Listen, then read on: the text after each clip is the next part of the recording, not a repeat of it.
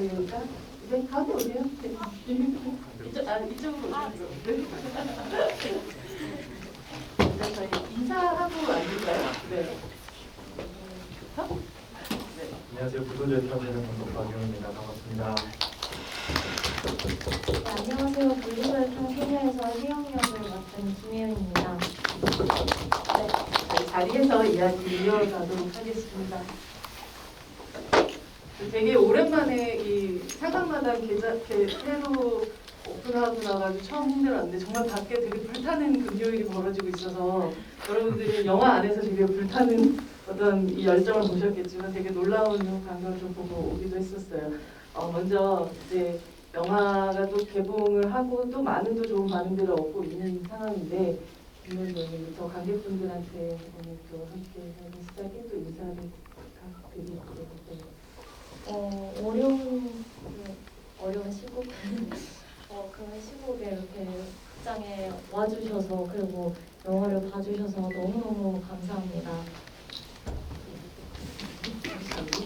밖에 걸어오다가 깜짝 놀랐는데 너무 사람들이 많아서 여러분들은 정말 영화를 사랑하시는 분들이라서 그리고 김혜영 배우를 굉장히 사랑하시는 분이 아닐까 생각합니다. 반갑습니다.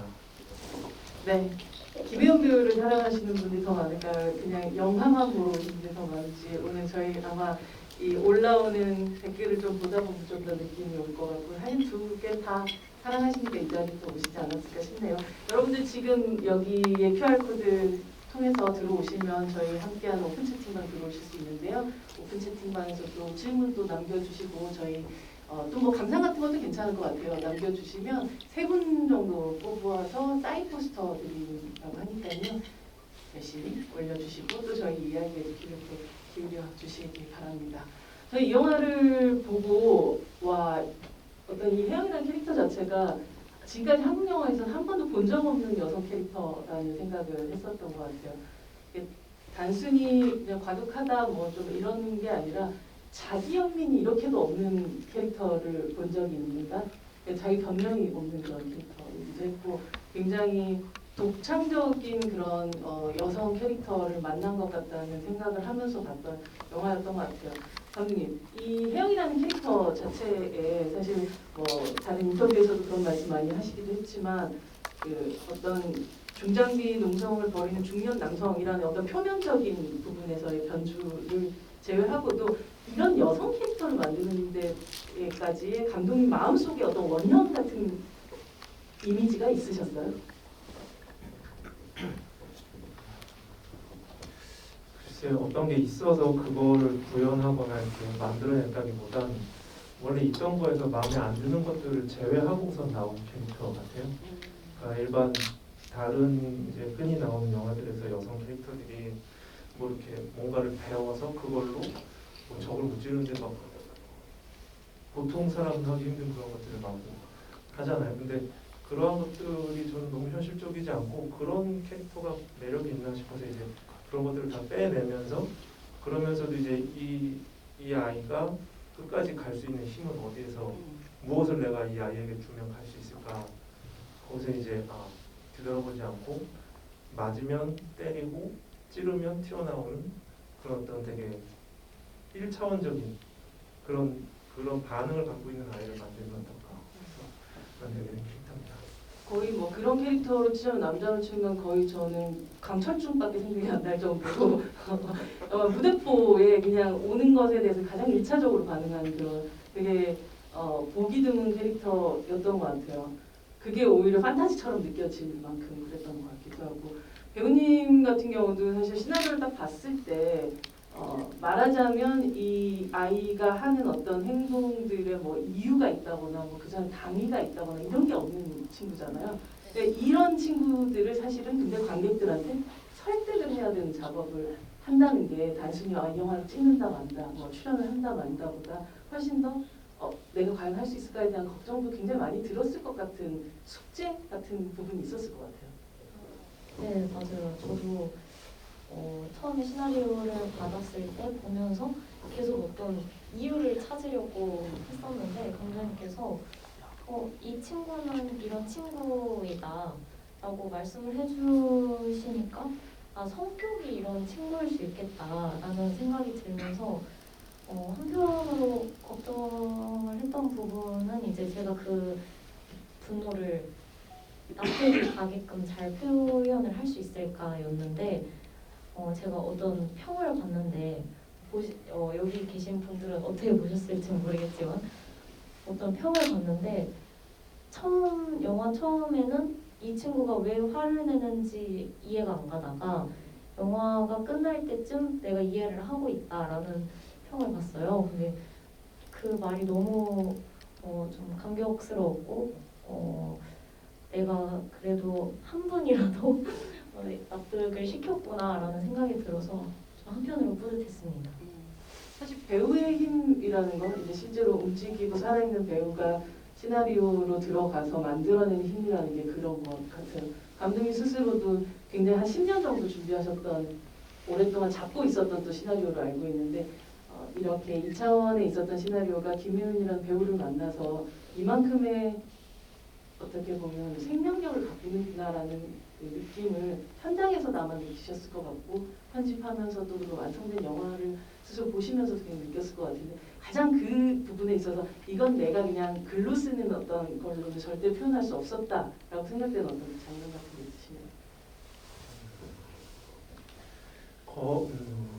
거의 대부분의 장면에서 시나리오보다 잘 나왔어요. 그래서 이제 배우의 역할도 크고 어쨌든 이제 뭐 여러 가지 사람들이 촬영이든 뭐든 여러 스태프들의 노력이 들어가니까 분명히 이제 글보다는 좋게 나오는데 이제 되게 오래 준비를 했으면서도 저 혼자 이제 약간 그랬던 순간은 초반 맨 첫 장면에 이제 혜영이 법정에 서 있는 장면 있잖아요. 그 장면을 이제 촬영 한 3분의 1쯤 진행됐을 때쯤 찍은 건데 그 장면을 놓고 이제 연기를 하고 그 모니터 이제 리허설을 하면서 이제 모니터를 쭉 보는데 되게 뭉클하더라고요. 그 모습이. 그러니까 10년 동안 머릿속으로 그렸던 아이가 저렇게 서 있구나 하는 걸 제가 딱 그 장면에서 느낌이 오는 거예요. 그래서 굉장히 뭉클했고 뭐 전혀 몰랐겠지만 네. 지금 처음 듣는 얘기. 네, 그랬습니다. 뭐 제 개인적으로 감독이 아닌 어떤 개인으로서도 뭔가 자기가 생각만 해오던 게 이렇게 현실로 만들어지는 그런 경험 자체가 저한테 굉장히 소중한 경험이었습니다. 원래 말하자면 워킹 타이틀이 용문신을 한 소녀였었다고 알고 있고 그 제목은 사실 가장 유명한 그 밀레니엄이라는 시리즈에서 용문신을 한 소녀, 용문신을 한 소녀라는 그런 아예 제목이 있을 정도인데 그런 영화들에서 보통의 캐릭터들은 굉장히 스타일리시한 어떤 아주 캐릭터적인 캐릭터를 만들어내는 부분인데 오히려 혜영에게서는 일부러 모든 것들을 다 버리게 만들었던 느낌이 들어요. 옷만 해도 사실 입고 있는 의상만 해도 패턴이 하나도 없잖아요. 그러니까 그런 어떤 이 혜영을 만들어가는 데 있어서 감독님이 아까 빼기를 얘기를 하셨는데 계속 그 작은 소품부터 의상 혹은 아니면 연기의 부분들까지 그렇게 계속 이건 빼기를 계속 해나갔던 과정이 아니었을까라는 생각이 좀 들게 되는데 그 과정은 어떠셨는지. 제가 이 작품이 어쩌다 발견한 하루라는 드라마가 끝나자마자 바로 하와는 굉장히 다른 느낌이잖아요. 그렇죠? 네, 맞아요. 네. 그 작품 끝나고 바로 이제 정말 읽게 된 작품이었는데 제가 그래서 그 당시에 표정이나 행동이 굉장히 과하게 많았을 때였어요. 실제 현실에서도 많았고 그리고 연기를 하면서도 아직 6개월 동안 찍었을 때의 그 습관들이 남아있어서 굉장히 과했는데 감독님께서 이제 표정 빼기랑 이제 모든 거를 좀 덜어보자라고 말씀을 해주셔서 저한테는 스스로한테 한편으로 좀 숙제, 과제였던 작품이었고 그래서 많이 배웠습니다. 지구에서 온 대장 말티주님께서 혜윤 배우님 영화 잘 봤습니다. 개인적으로 제일 인상에 남는 거는 문신이었는데 혹시 용 3마리에 대한 의미라던가 뭐 이런 게 있을까요? 또 보니까 혜윤이 계속 팔토시를 하고 안 하고 하는 때가 딱 정해져 있는 것 같아요. 뭔가 용기 아니면 세 보여야 할 때 팔토시를 내리고 전진하는 씬이 많고 그냥 다닐 때는 팔토시를 문신을 가리고 다니는데 마지막에 아예 팔토시를 안 하더라고요. 혹시 영화의 거의 마지막 쯤에 이런 변화가 어떤 의미가 있을까요? 제가 생각하기에 문신의 의미는 이렇게 말씀 잘해주셨는데 전 크게 두 가지라고 생각을 하고요. 첫 번째 의미는 이제 다른 사람한테 내 약점을 들키고 싶지 않아서 강해 보이고 싶어서라고 생각을 했고, 두 번째는 용기를 얻고 싶을 때 본인의 팔과 본인의 문신을 보면서 좀 힘을 얻는 그런 존재라고 생각을 하고요. 팔토시를 벗는 건 정말 특정 장면에서 그렇게 벗는데 본인이 어떤 아까 말씀드린 두 가지를 표현을 하고 싶을 때 벗는 것 같아요. 그리고 후반부에는 이 팔토시를 벗는다 안 벗는다의 의미조차 이제 잊어버릴 정도로 본인의 앞으로 나아가는 게 더 세서 뭐랄까요? 더 이상 그것이 그렇게 네, 의미가 이게 없어지는. 그리고 본인한테 신경이 쓰이지 않는 그런 존재여서 했던 것 같고, 용이 3마리인 건 원래 2마리였는데 감독님께서 네. 한 마리를 더 추가하셨으면 좋겠다.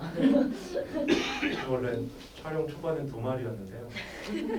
카메라 찍다 보니까 팔 뒤가 비어서 이거 너무 비는데 하나 더 할까? 그리고 뒤에다 하나 더 붙였어요. 그래서 3마리가 되는데 그런 이유는 있습니다. 원래 저는 제가 문신 안 해봐서 잘 모르지만 문신을 조금씩 늘려가더라고요. 보니까. 근데 혜영이 했었던 최초의 문신은 그럼 한 마리였을까요? 한 번에 다 하지 않았어요? 한 번에 다 했을 것 같아요, 이 친구는. 근데 아까 얘기하셨던 대로 더 이상 팔토시가 필요 없어지는 어떤 그 순간들을 얘기 들으니까 약간 혜영이 아이언맨 같다라는 생각이 또 들기도 하네요. 아이언맨이 어느 순간 어떠한 자기의 그 수트가 없이도 더 이상 자기는 그냥 아이언맨이라고 얘기하는 그 순간 같은 게 있잖아요. 그런 면에서 성장 영화라는 표현 같은 걸 그렇게 붙이고 싶진 않지만 또 실제로 혜영이라는 그 팔토시만으로도 이 친구가 얼만큼 성장했는가도 또 느껴지고 변했는가도 좀 느껴지는 그런 느낌인 것 같아요. 이 영화 속에 나오는 사람들이 이제 각각의 무기들을 조금 드는데 좀 물론 이제 중국집을 하고 있는 설정이긴 하지만 식칼을 그렇게 아무렇지도 않게 이렇게 물론 아무렇지도 않진 않았지만 꺼내는 그 아버지와 혜영도 한 번씩 칼을 들긴 하지만 사실 약간 각각의 무기가 좀 따로 주어져 있다는 생각을 했었거든요. 감독님. 혜영에겐 주로 가위가 주어지고 처음부터 가위를 꺼내고 아버지는 주로 이제 아주 끝까지 이제 식칼이라는 것이 되게 중요한 의미로 쓰여지는데 거의 무슨 베를린의 하정우 씨급으로 그냥 주변에 손이 잡히는 대로 찌르는 그런 느낌이기도 했었는데 이런 어떤 그 각각의 무기들을 다르게 주신 어떤 이유가 있으신가요? 처음 나온 그 첫 장면에서 이제 막 때리는 장면에서 가위를 이제 연출팀에서 되게 이따만한 가위를 처음에 해왔어요. 그래서 아니다, 얘가 그런 애가 아니다. 그러니까 작고 이렇게 문방구에서 살 수 있는 정도 가위다. 이렇게 뭘 죽이려고 간 게 아니니까. 이제 그래서 그 가위의 크기나 모양 같은 게 처음에 이 캐릭터가 그렇게 막 나가는 애는 아니다라는 걸 약간 암시를 하긴 해요. 근데 이제 그 이후에는 그냥 잡힌 대로 가져 나가는 거고, 그리고 이제 원진의 경우에도 그냥 잡힌 대로 가지고 나간 거죠. 이제 제가 노렸던 것은 이제 그 혜영이 아직 아빠가 어떤 일을 당했는지 혹은 아빠가 자기의 무엇을 막아주고 있었는지 모르던 그 때가 이제 지나고 뭔가 알아가던 그 즈음에 아빠와 똑같은 상황을 혜영이 당하는 그 장면을 이제 가위에서 칼로, 칼에서 가위로 이렇게 옮겨가는 장면들을 이어붙이면서 보여주고 싶어서 그런 무기들을 이제 쓰게 됐죠. 최장에게 소리를 지르면서 끌려나가는 그 두 장면이 반복적으로 다른 아버지와 딸로 해서 그 배치가 되어 있는 그 편집을 말씀하시는 거죠. 그렇죠. 그때 확실히 이 두 사람이 되게 다른 사람들이지만 또 닮아 있는 사람들이라는 느낌도 받기도 했었고 또 혜영 자체가 아버지의 입장을 정확하게 이해하게 되는 어떤 포인트이기도 했었던 것 같아요.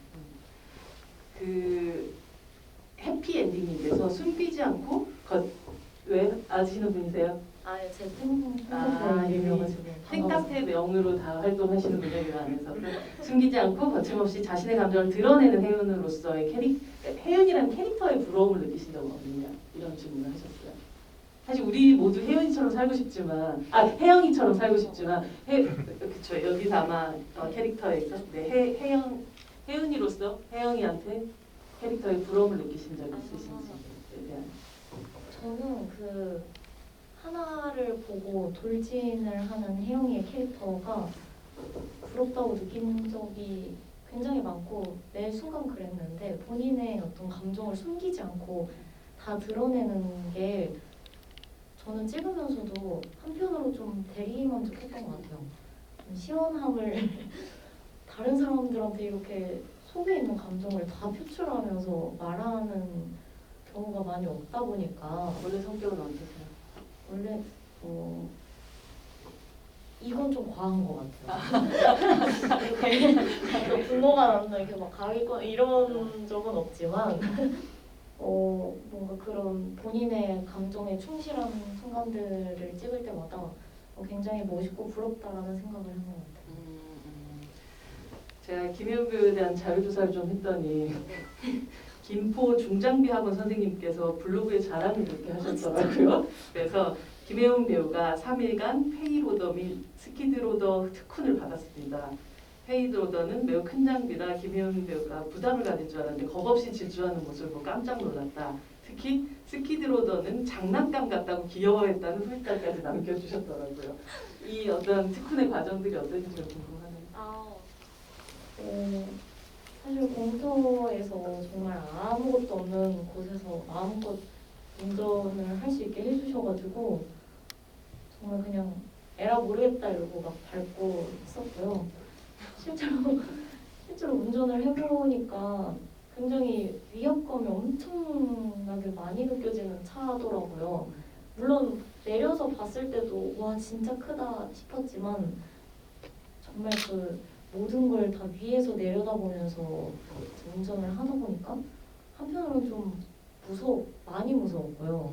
혹여나 사고가 날 수 있을 때 그런 것 때문에 좀 걱정을 많이 했던 것 같고 강사님께서 워낙 너무 잘 설명을 해주셔가지고 그래서 막 이미지 트레이닝을 하라고 하셨었거든요. 이미지 트레이닝? 네, 이게 자주 혹은 막 가깝게 쉽게 이렇게 차를 연습을 해볼 수 있는 상황이 아니다 보니까 외워서 아니면 사진으로 이렇게 찍어가지고 계속 상상을 하면서 운전 연습을 하라고 하셨었거든요. 그래서 그런 부분들이 너무 많이 도움이 됐고 공통에서 찍을 때는 굉장히 재밌었습니다. 막 달려도 되니까요. 네. 근데 큐리오사가 된 것 같은 그런 느낌이죠. 맞아요. 근데 그런 어려움은 있었어요. 이게 항상 낮에 연습을 많이 했었는데 밤에 촬영을 하다 보니까 실제로 스태프분들이 다 어두운색 옷을 많이 입고 계셨고 그래서 잘 안 보이는 것 같은 거예요. 이게 막상 그리고 항상 혜영이가 불도저를 타는 장면들은 다 거칠게 막 몰고 나가야 되는데 조심스럽게 운전을 할 수가 없으니까 근데 다들 안전하게 잘 진행을 해주셔가지고 그게 이제 보면 이제 중간에 불도저 뺏어 나가는 장면이 있잖아요. 네. 마지막 지역은 그때 저희는 이제 뒤를 잘 보고 잘 빼고 있나 보다 그렇게 생각을 했는데 나중에 보니까 안 봤대요. 그냥 한 번에 다행히 보기 한 게 없었다. 이게 사실 이제 해명을 이게 사실 우선 근데 감정이 그렇기도 했고요. 그래서 제가 이렇게 자꾸 뒤를 이렇게 직접 보거든요. 근데 그게 뭐 감정상 혹은 뭐 실제로 뒤를 봐야 후진을 할 수가 있으니까 한 건데 실제로는 사실 거기 안에 다 거울이 있긴 하거든요. 백미러가 다 있는데 차가 굉장히 많이 크다 보니까 제가 의자를 아무리 앞으로 당겨도 안 보여요. 엑셀이랑 브레이크도 잘 밟기가 힘들었고 이게 차 자체가 너무 크다 보니까 그래서 직접 몸을 돌려서 뒤를 봤었고 실제로 편하게 운전할 땐 거의 스포츠카처럼 누워서 운전을 했었어요. 근데 잠시 아까 말씀하시면서도 그 말씀을 하셨지만 그 위에서 보는 어떤 경험이라는 게 우리가 보통 세상을 보는 거는 내 눈높이로 보게 되죠. 그것이 뭐 아예 비행기를 타지 않는 이상 크게 달라지지 않는데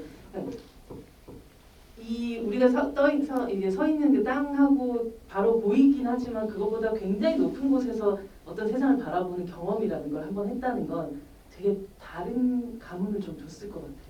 어떠셨어요? 그렇게 바라보는 세상이라는 거.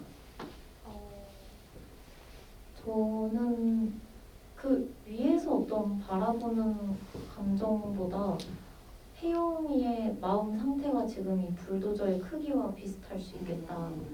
어떤 분노감이나 본인의 직진하는 성격 이런 것들이 이 차와 굉장히 지금 비슷한 상태구나를 많이 느꼈던 것 같아요. 불도저에 대한 질문들을 좀 많이 하셨는데 인사하는 프로도님께서 혜영이네 집은 쉽게 무너지는 반면에 최 회장네 집은 쉽게 무너지지 않는데 그만큼 최 회장은 혜영에게 높은 사람을 또 무너뜨리기 힘든 사람이라는 걸 의도한 건가요? 아. 그렇죠. 근데 그렇게 그런 벽이기도 하고 사실 보통의 사람들은 그런 일을 함부로 할 수 없잖아요. 그게 이제 단순히 그 사람이 크고 넘어갈 수 없는 벽이기 때문에 그래서이기도 하지만 사실은 되게 많은 사회적인 안전망들이 거기에 있어요. 그 사람을 지키는 법이든 뭐 관습이든 뭐 여러 가지 것들이 그 사이에서 사실 할 수 있는 건 그걸 이렇게 무너뜨리려고 뭔가 해보지만 사실은 옴짝달싹 못하고 바퀴만 헛돌 뿐이죠. 우리가 하는 건. 그러니까 이제 그 모습을 같이 보는 거가 이 영화를 보는 관람하는 거에서 좀 의미가 있지 않을까. 그런 의미에서 이제 그런 넘어가지 않는 벽과 불도저와 바퀴와 그리고 금방 넘어가버린 집이랑 이런 것들이 설정이 됐습니다. 감독님 말씀하셨던 것처럼 어떻게 보면 그 사람은 지켜주는 많은 사회적인 울타리 같은 것들이 있지만 혜영이 같은 친구한테 그게 없기 때문에 이제 이 친구가 뭐 사실 폭력이란 건 나쁘지만 그것을 행사해서 어떤 그 자기가 화가 났거나 자기한테 불합리하다라는 것에 응징을 하는 순간에 쾌감이라는 것이 굉장히 큰 영화이기도 했던 것 같아요.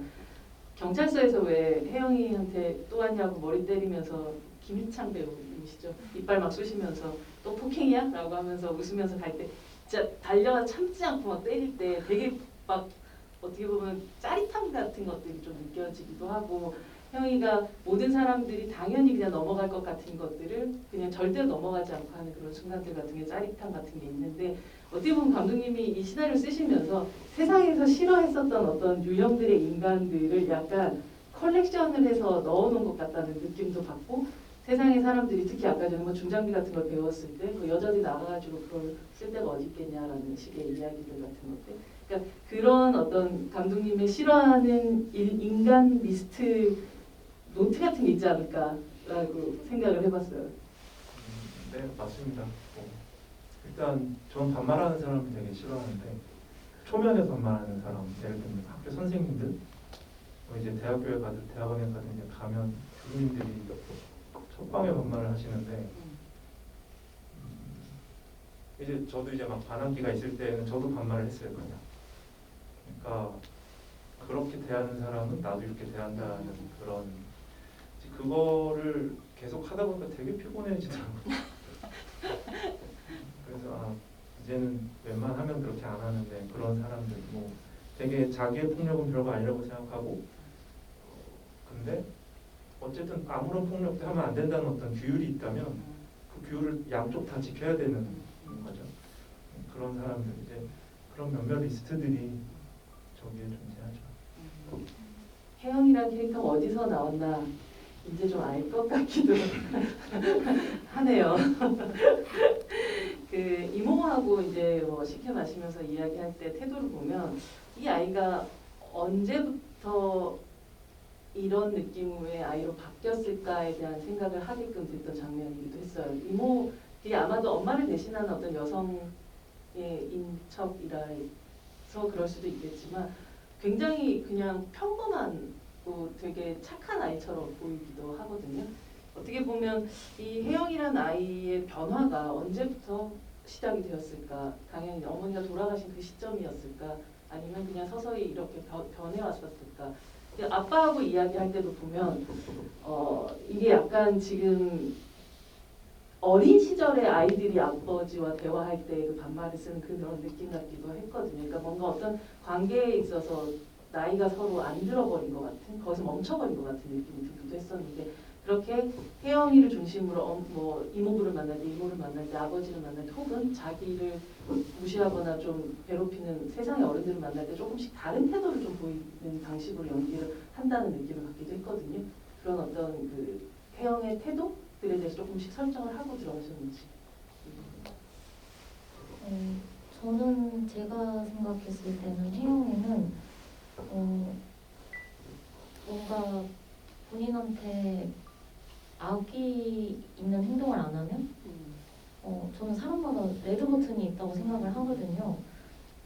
뭔가 그냥 넘어갈 일은 그냥 뭐 상관없는데라고 생각하지만 본인이 들었을 때 굉장히 기분 나쁘면 정말 레드 버튼이 눌리는 그런 순간이 모두에게나 누구나 다 하나씩은 있다고 생각을 하는데 그런 레드 버튼이 눌릴 때만 혜영이는 그렇게 좀 공격적으로 변하는 것 같고, 그렇지 않으면 그냥 일반 평범한 19살 소녀 이렇게 보여지게 생각을 하고 연기를 했습니다. 그 가장 강력한 레드 버튼은 무엇이라고 생각하세요? 혜영이에게 가장 강력한 레드. 제가 연기를 하면서 더 이 친구의 어떤 화남과 분노 이렇게 표출하는 걸 봤을 때 더 느껴졌던 건 아무래도 해적이를 지키려고 뭔가 지킬 것이 너무 확실하게 있고, 그렇다 보니까 본인이 터전이라고 해야 할까요? 그게 꼭 보이는 해적의 짬뽕집 이렇게 건물일 수도 있겠지만 본인의 마음의 영역에 내 가족을 건드리면 이제 그게 폭발하는 친구인 것 같아요. 해적이 얘기가 또 나오니까, 해적이라는 이름은 혀이적이잖아요. 근데 짬뽕집 이름은 하이적, 그러니까 해적으로 했는데, 그런 어떤 뭐 말장난일 수도 있지만 사실은 해적이 주는 어떤 느낌이라는 게 실제로 바다는 아주 광활한 곳에서 우리가 보통 육지에서 가지고 있는 그런 뭔가 법 같은 것도 별로 통하지 않는 그런 사람들이 있는 곳에서의 짱 먹는 사람들이잖아요. 어떤 해적이라는 어떤 이미지를 좀 생각을 하시면서 만든 그런 짬뽕집 이름이었는지. 그렇죠. 일단은 아버지가 그 자식을 굉장히 사랑하고 있다는 은유 같은 거예요. 그러니까 이제 아들의 이름으로 이제 아들이 좋아하는 뭐 아마도 원피스였어요. 뭐 그런 아마도 원피스였군요. 네. 그래서 그런 이름으로 짬뽕집을 만든 거예요. 원래는 그 앞에 이렇게 깃발, 해골 깃발 막 그려져 있고 이제 그런 거 하려고 했는데 돈이 많이 들었는데. 그 돈이 많이 들어서 해놓은 걸 또 나중에 또 부숴야 되니까 심지어. 이 해적 역의 박시우 배우 2011년생이더라고요. 12살 이제 다 컸네요.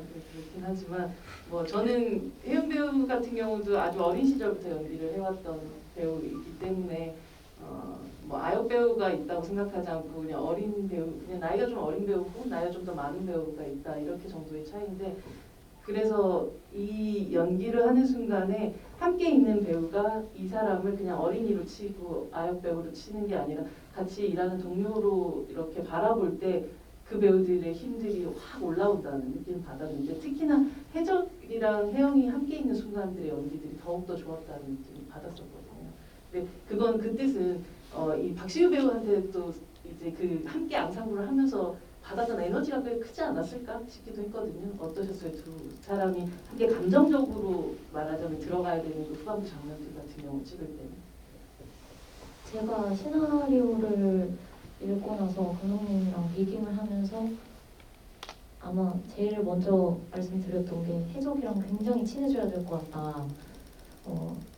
아무래도 해적이와의 어떤 붙는 장면도 너무 많고, 그리고 정말 누나와 동생처럼 보여야 이 영화가 더욱더 이제 설명이 될 것 같아서 친해져야겠다라고 1순위로 생각을 했는데, 다행히 그 시우 친구가 되게 잘 따라줬고 실제로 저한테 의지를 굉장히 많이 해줘서 그런 모습을 보면서 저도 더 힘이 나서, 그리고 실제로 연기를 하면서도 지켜야겠다라는 생각이 더 많이 들어서 내가 이 현장에서 이 친구를 이제 지키겠다 이런 마음. 네네 뭐 현장에서도 그렇고 정말 연기하면서 그 해적이의 모습을 보면서도 그렇고 덕분에 이렇게 잘 좋은 시너지를 얻었던 것 같아요. 그런 느낌 있지 않아요? 같이 어릴 때 연기를 시작한 후배를 바라볼 때 비슷한 방식으로 이제 뭐 학교 졸업하고가 아니라 정말 어릴 때부터 시작한 친구를 바라볼 때 해주고 싶은 이야기라든지 이런 것들이 좀 다른 배우들과 남달랐을 것 같기도 하거든요. 저는 사실 제가 꿈꿔왔던 나이보다 훨씬 더 어린 모습이기 때문에 네? 아 죄송합니다. 어린 모습이기 때문에 어린 친구이기 때문에 굉장히 멋있다라는 생각이 가장 먼저 멋있다. 들었고, 네. 그렇게 사실 제가 생각했을 꿈이 굉장히 좀 빨리 확고하게 정해진 친구다 보니까 그런 부분들이 굉장히 멋있고 대견스럽다는 생각을 했고 그리고 현장에서도 대본이라던가 이렇게 그 준비를 해오는 모습들을 보면서 굉장히 좋은 현장에서 좋은 에너지가 나올 수 있을 것 같다는 생각을 많이 해서 대견스럽다 멋있다 이런 멋있다. 말이 떠올랐습니다. 근데 생각해보니까 영화 속에서 해적이가 되게 멋있는 순간들이 꽤 많잖아요. 그렇죠? 그 최영한의 비서가 처음에 이제 왜 저 사람 팔에 왜 파스 같은 걸 붙이고 있나라고 이렇게 생각했었는데 나중에 알고 보니까 결국은 그게 구본진에 의해서 상처를 입게 됐었던 건데 그랬다면 처음에 딸인 혜영이가 찾아갔었을 때 구본진이라는 아버지 이름 얘기하거나 뭐 이랬을 때 되게 매몰차게 했을 것 같기도 한데 의외로 그냥 되게 약간 동병상련을 느끼고 있는 것 같은 느낌의 그 비서분의 태도 같은 게 느껴졌었거든요. 근데 그 배우 한혜지 배우는 네. 뭐랄까 제가 주문하지 않은 걸 굉장히 많이 했어요. 그러니까 알아서 저도 이제 심지어 저는 이제 현장에서 모니터 볼 때는 몰랐는데 편집하면서 알게 된 것도 혜영이 처음 등장했을 때는 그냥 리셉션에서 이제 사람 받는 그런 어떤 역할을 그냥 하는 거였는데도 어린애가 와서 최영한 씨를 찾잖아요. 그러니까 뭐니 너? 뭐 이렇게 되게 우쭈쭈하는 듯한 표정을 지어요. 나중에 한번 다시 보시면 아실 텐데 우쭈쭈하는 표정을 짓더라고요. 그래서 뭐니 너? 이런데 이제 그 다음에 그 고본진 씨 딸이라고 하면 되게 급격히 정색하는 표정으로 바뀌죠. 동병상련이 아니라 그 사람은 정말로 뭐랄까 특별한 악의나 뭐 이런 게 없으면서도 그 어떤 관계에 의해서 자기 역할을 최선을 다하는데 누군가에게 악처럼 악의 역할을 하게 되는 사람이죠. 그 역할을 굉장히 충실하게 잘 해내줬다고 생각합니다. 잠깐씩 등장하는 배우들도 그냥 허투루 캐스팅하지 않았다는 느낌을 굉장히 많이 받기도 했었는데 아까 말씀하셨던 그런 뭐 박시우 배우뿐 아니라 그런 배우들을 찾아 나가는 과정들에서 어떻게 그 과정이 있었는지 오디션 혹은 아니면 일단 저는 굉장히 좋은 동료 감독들이 있었고 그래서 동료 감독들 추천들이 있었고 그리고 우리나라에서는 사실 캐스팅 디렉터랑 작업을 그렇게 잘 안 하는 경향이 있어요. 연출팀들이 이제 그 배우들을 쭉 오디션 작업을 보고 하면서 근데 저는 캐스팅도 하나의 전문 분야고 제가 연출을 전문으로 하듯이 그 분야를 전문으로 하는 사람의 힘을 받는 게 좋겠다. 그래서 이제 최철웅 캐스팅 디렉터라고 해서 같이 작업을 하게 됐고 많은 영화에서 작업하고 계신 캐스팅 네. 디렉터시죠. 그분이 이제 굉장히 무리해서 이 정도의 규모의 영화에서 좀 힘든 배우들도 이야기가 좋으니까 한번 해보자고 부탁을 하셔서 같이 작업하게 된 배우님들이 많습니다. 사실 이제 규모가 크지 않은 영화들에서 그런 배우들이 사실감이 좀 떨어질 때 영화 전체가 믿음이 좀 떨어지게 되는 경우들이 있는데 이 영화가 어디에도 그런 빈틈을 만들지 않은 구멍이 없었던 그런 배우적인 구멍이 전혀 없다는 생각을 확실히 했었던 것 같아요. 그 병원에서 아빠 옆에서 바라보고 있다가 화상 입은 팔을 꼭 짜는 그 장면은 사실은 어떤 내용적인 설명이 되지는 않는. 근데 사실 배우님의 연기를 보면 당연히 이해가 되는 어떤 감정이긴 했는데 스스로 연기하실 때는 어떤 마음으로 그 장면을 찍으셨나요? 저는 그 장면이 이 모든 게 그리고 지금 혜영이한테 닥치는 모든 일들이 다 아빠 때문에 벌어진 건데 아빠는 계속 누워 있고 이런 어떤 답답함과 그리고 이렇게까지 했는데도 안 일어날 거야? 어떤 미움, 애증 이런 것들이 섞여 있었습니다. 그러니까 가장 큰 자극을 주는 형태로. 네네. 눈앞에 보였고 또 굉장히 이 부분을 건드리면 아플 걸 당연히 알지만 이제 이렇게 해도 안 일어날 거야 이 어떤 그런 애증? 이 석유통을 이 장면 굉장히 재밌잖아요. 석유통을 처음에 꽉 채웠다가 너무 무거우니까 갑자기 또 다시 좀 일부를 버리고 가게 되는 그 장면에서 굳이 이걸 채웠다가 버리는 그런 행동을 하는 과정들을 보여줬던 이유가 있으신가요? 네. 그냥 유머입니다. 아, 뭐 그렇게 무거운 걸 들고는 못 가겠다. 그냥 유머. 이제 석유통 들고 가는 뭐 이런 큰 누군가를 해하거나 자기를 해하기 위해서 통을 들고 가는 소녀의 이미지로는 죄 많은 소녀의 전효빈 배우가 딱 떠오르는 부분이 있었던 것 같은데 그 영화는 본인을 결국 해하지만 혜영은 절대로 본인을 해하지 않잖아요. 스스로 자해하지 않는 여자라는 점이 되게 스스로 그리고 자책하지 않는 남 탓을 할지언정 절대로 내 탓은 하지 않는 이런 어떤 태도 자체가 주는 쾌감 같은 것들이 계속 있었던 그런 영화였다는 생각이 들긴 해요. 이걸 들고 갔었을 때도 참 어설프잖아요.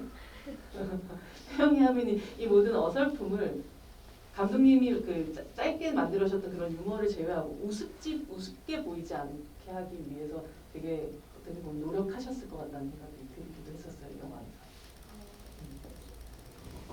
매 순간에 혜영이는 진심이었고 석유통이 정말 무거워서 버린 거였고 그런 어떤 라이터도 안 땡겨져. 정말 정말 뭐 물이 닿아서 안 켜졌던 거였고 굉장히 그냥 현실적인 것 같아요 그런 부분들이. 사실 중국집의 붕괴는 약간 7, 8년 유년기 청소년기를 그곳에서 보낸 사람으로서 그 시기를 끝내는 행위 같다는 생각을 좀 하기도 했었거든요. 그 장면을 찍을 때 혜영이의 눈에서 굉장히 많은 것들이 스쳐 지나갔기도 했었고, 그러니까 그 장면을 찍을 때 마음에 대한 얘기 조금 듣고 싶어요. 중국집 부술 때. 왜냐면 두 가지의 장면 굉장히 다른 얼굴로 연기하셨다는 게 보이더라고요. 네. 해적의 짬뽕집을 부술 때에는 단순한 건물을 부순다의 의미를 넘어서 내 추억, 가족들과의 어떤 삶의 터전, 그리고 지금까지 내가 살아왔던 정말 보금자리가 되어줬던 그 공간을 다른 사람들은 부술 수 없고 내가 내 손으로 직접 무너뜨리겠다 여서 좀 되게 찍으면서 사실 눈물이 엄청나게 이렇게 나올 뻔했는데 그걸 굉장히 많이 참으려고 했었어요.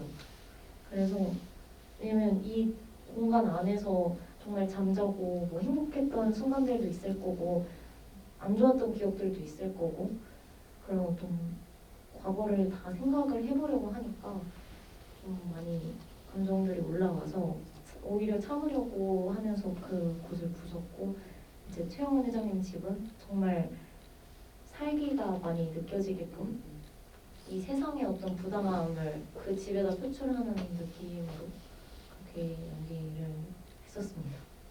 눈물 흘리는 버전도 있었나요? 눈물을 더 흘리는? 지금 뭐 솔직히요? 네. 근데 솔직히요. 지금 여기서 나는 장면에서 네. 그러니까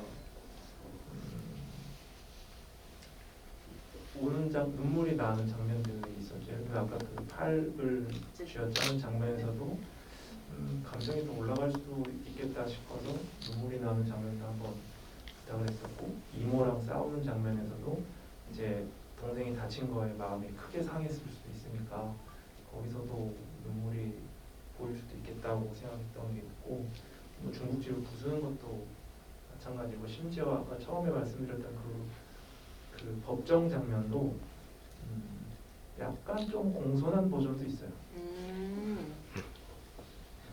근데 이제 처음에 착한 아이처럼 시작을 할 수도 있었군요. 네.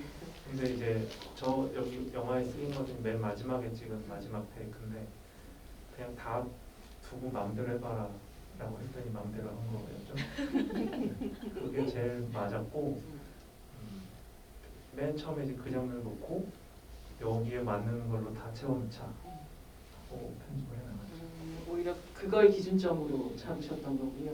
이게 사실 능성구 씨가 주신 질문하고 또 이어질 것 같은데, 그 초반부터 끝까지 분노가 그라데이션으로 올라가는 느낌인데, 처음에 분노의 농도가 그렇게 옅지 않은데 체력적으로 연기하기 힘들지 않았는지라고 물어보셨어요. 근데 이제 이런 약간 노래하는 거랑 비슷한 거잖아요. 첫 잘못 잡으면 나중에는 계속 끝간데 없이 올라가면 막 나중에 이게 허덕이게 될 수도 있는데, 이 어디서 음을 시작을 할 것인가, 그리고 최고점의 음을 어디로 잡을 것인가에 대해서 뭐 이 연기에 말하자면 좀 계획이 좀 필요했었던 영화였을 것 같기도 해요. 네. 그 부분에서는 저도 시나리오를 읽으면서 굉장히 많이 걱정을 했던 부분이었는데, 감독님께서 현장에서 이렇게 잘 잡아주셔가지고, 그래서 서로 모니터를 계속 보면서 찍었던 장면, 그리고 제가 뭔가 그때 과했거나 혹은 덜 했을 때 감독님께서 이제 전에 찍었던 장면 다시 이제 설명을 해주셔서, 그때 이렇게 했으니까 이렇게 해야겠구나라고 얘기를 하면서 많이 맞춰봤고, 그래서 이런 어떤 부분이 나왔던 것 같습니다. 근데 체력적으로도 많이 힘들긴 했어요.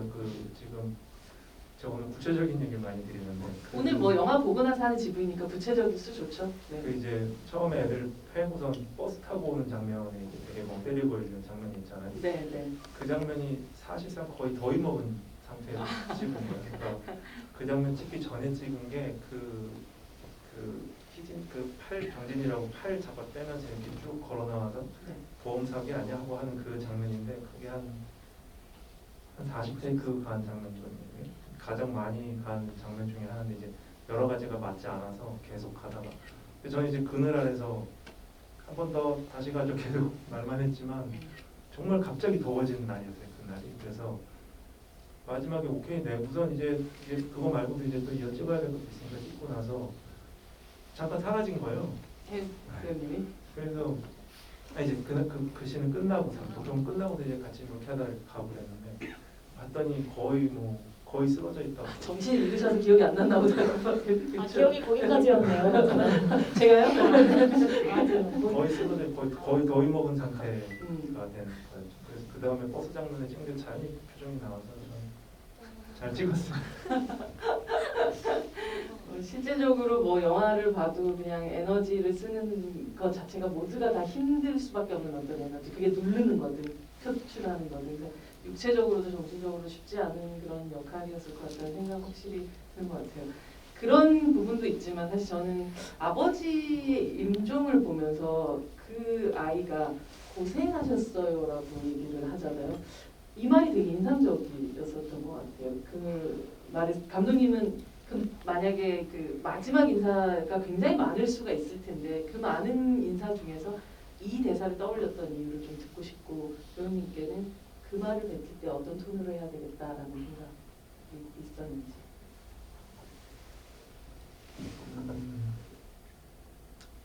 이제 뭐 제가 살면서 여러 임종의 순간을 경험이 있는 나이가 됐죠. 이제 그러면서 저는 자연스럽게 그 말이 나오더라고요. 네, 이건 뭐 캐릭터가 뭐 그렇다기보단 근데 보통 이제 임종의 순간은 되게 재밌는 게, 사실 안 들릴 가능성이 되게 높아요.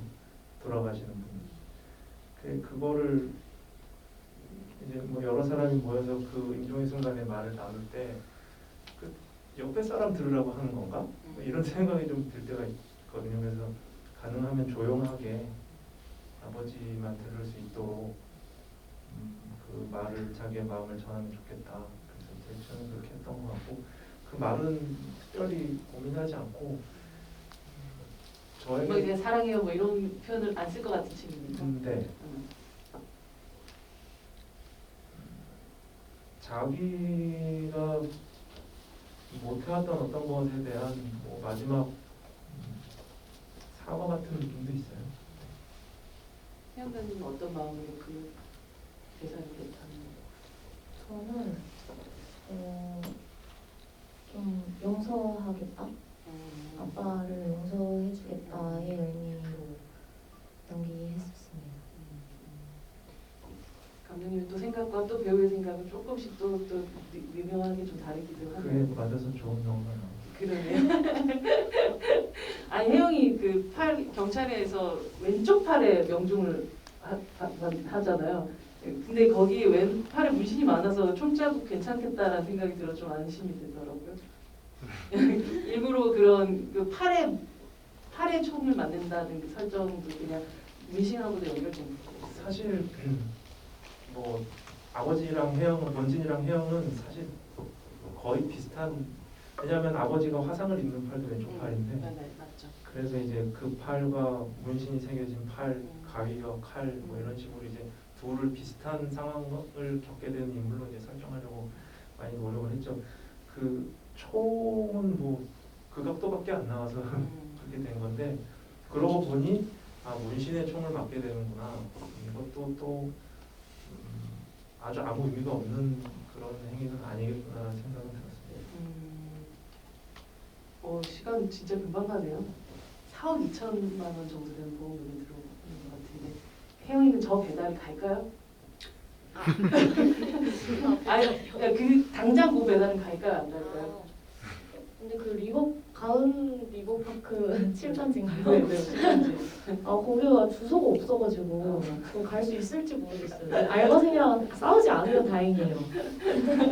아버지의 보험금이라는 걸 받아 확인했었을 때 굉장히 미묘한 마음이었을 것 같은데 그때 뭐 다시 대사가 있는 게 아니기 때문에 그건 배우가 해석하는 부분이라고 생각하거든요. 그 표정은 어떤 마음으로 그 표정을 연기했었는지가 궁금하더라고요.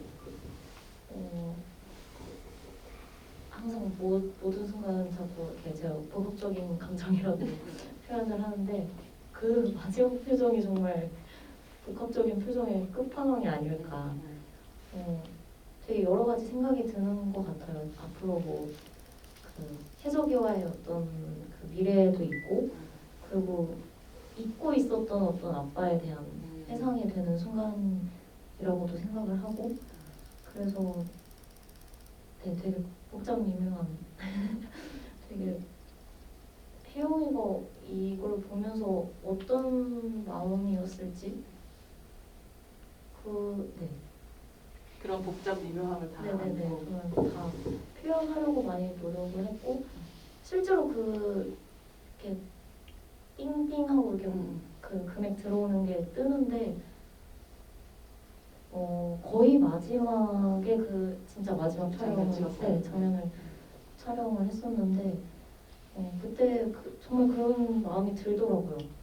이게 막 돈이 들어온다고 해서 엄청나게 막 기쁜 것도 아니고 그렇다고 이 돈이 뭐지부터 시작해서 점점 뭔가 상황 파악이 되는 그런 감정을 찍었습니다.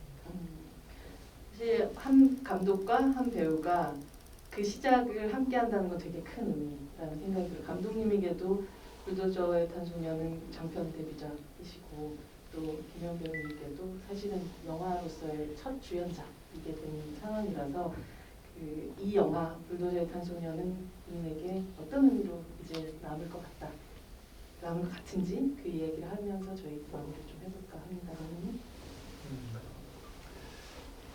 이게 영화로 될까, 영화로 만들어질 수 있을까 일단 생각을 해보면 특별히 흔히 보던 형태도 아니고 그리고 주인공 자체도 전혀 호감이 가는 주인공이 아니에요. 3분의 1 지난 때까지 얘는 뭐야가 사실 정상인 반응이죠. 백업도 안 하고. 근데 그런 사람으로 그리고 마지막에 그리고 이제 이런 흐름의 이야기라면 크게 투자가 되지 않을 가능성이 높고 그러면 마지막에 그 불도저로 중국집을 부수는 건 어떻게 할 거냐. 여러 가지 문제가 현실적인 문제가 있는 거였어요. 근데 정말로 매 순간 정말 운이 좋았죠.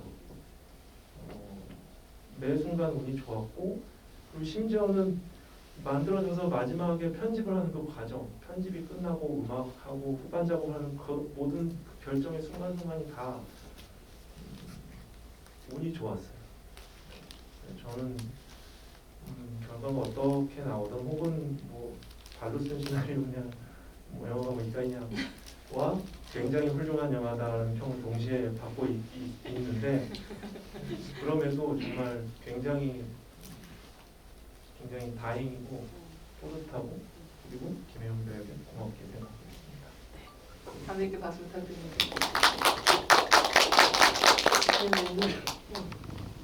저는 정말 첫 장편 영화의 이런 주인공을 맡았었고 그리고 또 네. 첫 장편 영화의 주인공을 해보기도 했고 그리고 이런 혜영이라는 인물 되게 독특한 인물 그리고 지금까지는 보여드리지 못했던 그런 부분을 또 한 캐릭터를 연기를 해봤고 그러면서 되게 배우로서도 그리고 김혜은으로서도 굉장히 많이 배울 수 있는 그런 작품으로 기억에 남을 것 같습니다. 정말 과격한 박수 부탁드립니다.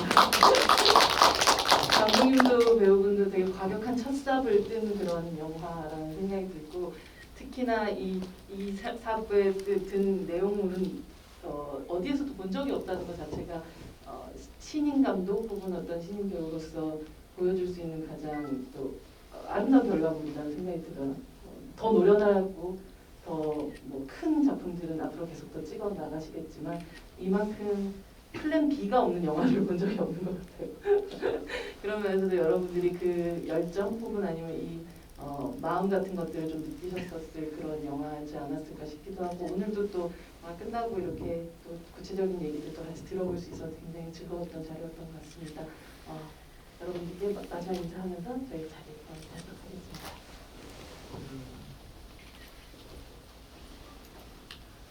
자기 돈을 내고 영화를 보러 온다는 게 굉장한 일이다라는 생각이 들어요. 그냥 이제 내시고선 오신 분들보다 그 돈을 받는 제 입장에서 이거를 보러 이렇게 이 자리에 와서 자기의 시간과 돈을 동시에 그래서 굉장히 고맙다는 인사를 드리고 싶습니다. 고맙습니다. 고맙습니다. 귀한 시간 내주셔서 너무너무 감사하고 가실 때도 안전하게 귀가하셨으면 좋겠습니다. 감사합니다. 네, 오늘 늦은 시간까지 함께해 주셔서 감사합니다. 안전하게 돌아가십시오. 감사합니다.